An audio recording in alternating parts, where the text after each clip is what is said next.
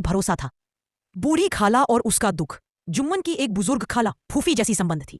खाला ने अपनी जायदाद जुम्मन के नाम लिख दी थी, इस शर्त पर कि जुम्मन मुझे जीवन भर खाना पीना और देखभाल देंगे। शुरू में जुम्मन और उसकी पत्नी खाला की सेवा करते रहे, पर कुछ महीनों बाद खाला की उपेक्षा होने लगी। खाना सही से नहीं मिलता, बात बात पर ताने मिलते। जुम्मन और उसकी पत्नी व्यवहार में कटु हो गए। खाला बेचारी अपमान सहती रही। आखिर दुखी होकर उसने पंचायत में जाने का निर्णय लिया। पंचायत का पहला मामला, नातेदारी बनाम न्याय। खाला ने गांव में सबके सामने कहा, मुझे न्याय चाहिए, मेरी सेवा नहीं हो रही, पंचायत मेरी बात सुने। पंचों के नाम सुझाए गए। सबके सामने खाला ने कहा, मेरे पंच होंगे आल। पंचायत का फैसला। दोस्ती के ऊपर न्याय पंचायत बैठी। आलगू चौधरी पंच की कुर्सी पर बैठ गए।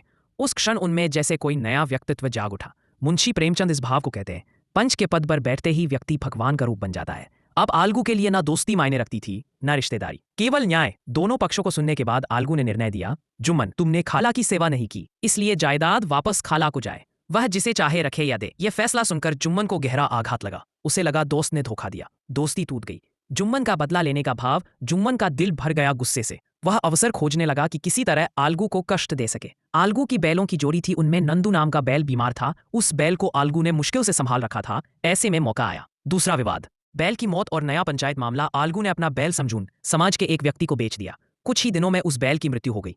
समझून ने पंचायत बो। दूसरी पंचायत, बदले की आग में न्याय का प्रकाश। पंचायत बैठी, जुम्मन पंच बने।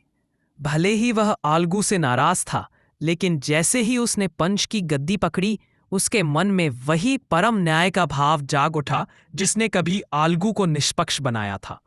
बहुत सोच विचार के बाद जुम्मन ने फैसला सुनाया, आलगू चौधरी निर्दोष है। बैल की बीमारी पहले से थी, इसलिए आलगू जिम्मेदार नहीं। आलगू हैरान रह गया। जुम्मन ने उसके साथ कोई बदला नहीं लिया। निर्णय के बाद जुम्मन ने कहा, पंच के सामने कोई अपना पराया नहीं होता, हम सिर्फ न्याय के लिए होते हैं। इससे दोनों की टूट चुकी दोस्ती फिर मजबूत हो गई। अभी तक आपने लाइक सब्सक्राइब नहीं किया